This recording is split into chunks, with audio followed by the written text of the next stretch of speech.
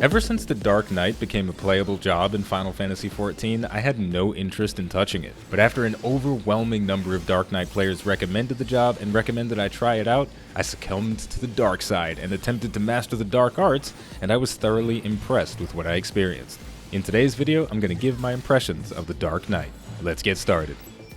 First things first, I have to say again that I am very impressed with the Dark Knight. The offense feels good, the defense feels great, and the specialization of the Dark Knight is really nice. So, like always, I'm going to start by talking about the combat flow. The Dark Knight uses a 1-2-3 combo, but it is a bit simpler than the other tanks, and I'll use the Warrior as a comparison. The Warrior's 1-2-3 combo has two combo enders, Storm's Eye and Storm's Path. Storm's Eye is used to apply a damage buff, and Storm's Path heals you and generates additional resources for your beast gauge. The Dark Knight only has one combo ender, so you're always doing that 1-2-3, 1-2-3, and you never have to think about alternating between attacks. That on its own is a little bit dull, but the Dark Knight is a layered cake. There's a lot of stuff going on that all combines together to make something interesting. The Blood Gauge is the Dark Knight's offensive resource, and it feels very similar to the Beast Gauge for Warriors in that it's only used for hard-hitting offensive abilities. There's nothing special there. MP management is where things got exciting for me, and that's what I've been enjoying the most about the Dark Knight. The best way I've thought to explain it is that offense and defense are married together. MP can be used on the Blackest Night, a defensive barrier that absorbs damage equal to 25% of your maximum health. Or it can be used on offensive abilities that are off the global cooldown, Edge of Shadow and Flood of Shadow for single target damage and area damage respectively, and those abilities apply a damage buff that can last for up to 60 seconds. The trick here is that you can use the Blackest Night, your defensive MP ability, to make your offensive abilities cost 0 mana. It feels almost like a parry mechanic that you can follow up with a riposte. So, if the barrier that you create with the Blackest Night is broken, then you gain the buff Dark Arts on your job gauge, and Dark Arts is consumed to make Flood or Edge of Shadow cost 0 MP, and I love this mechanic.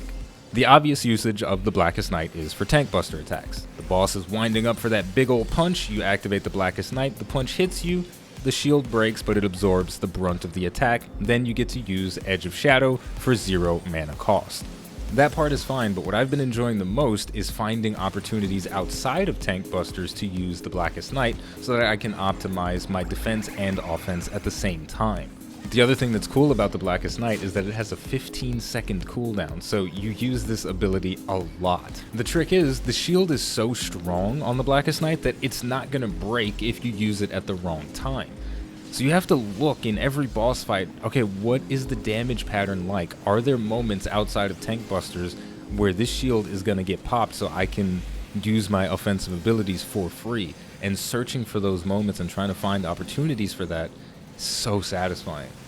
One more thing to mention about the resource management of the Dark Knight, while the Blood Gauge is a pretty brainless resource that you don't have to think about much, MP management has been nice. The game does a good job of starving you of mana if you decide to use it too frequently. So if you go all in on offense and spam Edge of Shadow or Flood of Shadow, you're going to be stuck without MP for a long time because there are only but so many ways for you to bring your MP back. So it's very important to manage how much of that resource you're spending so you don't find yourself in situations where you say, damn, I wish I had my MP, and I don't. And that's been very enjoyable. Managing that resource is very nice. Something about the Dark Knight that I was initially adverse to was the fact that they specialize in mitigating magic damage. At level 45, they gain the ability Dark Mind, which has a 60-second cooldown and reduces magic vulnerability by 20% for 10 seconds. That is a very powerful buff, but it only works against magic damage, and I didn't like that, especially in dungeon pulls, because most dungeon pulls are primarily physical damage, so the Dark Mind ability didn't get really any use from me for most of my leveling process. There were a couple of moments here and there where I said, oh, this attack is magical, and I get to use Dark Mind, but for the most part, nothing was happening with that. But as soon as I got to level 80 and I realized that there are a decent number of magic damage attacks coming at me, I felt like my specialization in magic damage mitigation was allowed to shine, especially in boss fights. Again, in dungeon pulls, I didn't really feel the need for my specialization or a value for it, but when I got into these boss fights and the magic started coming my way, I said, bring it on, dude.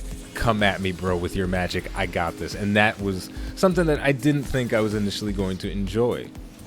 With all of those good things said about the Dark Knight, there are some things that get on my nerves about it a little bit.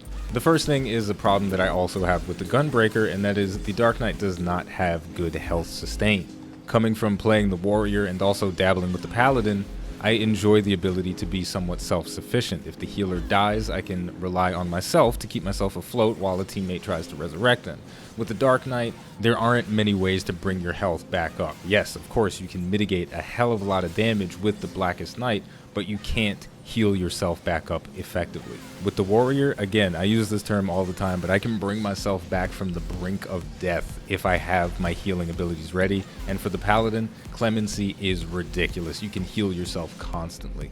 But with the Dark Knight, your healing abilities are limited to the combo Ender on your 1-2-3 combo, and the 200 potency area attack Abyssal Drain. It has a cure potency of 200, so against a single target, you're not going to see much effect, but if you are fighting a large group in a dungeon, then Abyssal Drain is nice, but it has a 60-second cooldown, so you don't get to use it that much. It doesn't add to sustain in the same way Clemency does, in the same way that Nascent Flash does. I do wish that Abyssal Drain either had a lower cooldown or a higher cure potency to give it a little bit more value in single target situations, but overall I think it's fine. I don't necessarily think the Dark Knight needs any more health sustain, but it would be nice if it did. This has fallen onto more of my personal preference when it comes to tanking. I like to have the ability to keep myself alive when shit hits the fan. Overall, the Dark Knight is a lot of fun. I've been enjoying playing it as a tank, defending myself. I've been enjoying the combat rotation because of the marriage between offense and defense. Even when I'm just looking to do as much damage as possible, in the back of my mind I'm thinking, how can I apply the Blackest Night so that I can use my offensive abilities without an MP cost? And finally, as much as I don't really care that much for the edgy boy style of things, the Dark Knight looks pretty cool. I'm starting to come around to it. So yeah, the Dark Knight is pretty damn awesome. It's very, very powerful. And in the right situations, in the right boss fights, it is the definitive strongest tank. But there are situations where it could be more beneficial to have a different tank at the helm. And that's okay, because even if the Dark Knight is a main tank in a fight that is only sending out physical damage, the abilities that you have at your disposal are more than enough to take care of it. So there are moments when the Dark Knight will excel and shine brighter than the others, and when those moments aren't there, the Dark Knight is still very, very bright and very powerful. And there we go, that's going to do it for my impressions of the Dark Knight. I'm happy with it, and I'm glad so many people suggested that I level the class and even got on my case about not talking about it when I was giving my impressions about the Gunbreaker. I was just kind of pretending it didn't exist, but now I am glad that I know about the Dark Knight, because it's cool, it's really cool, it's awesome.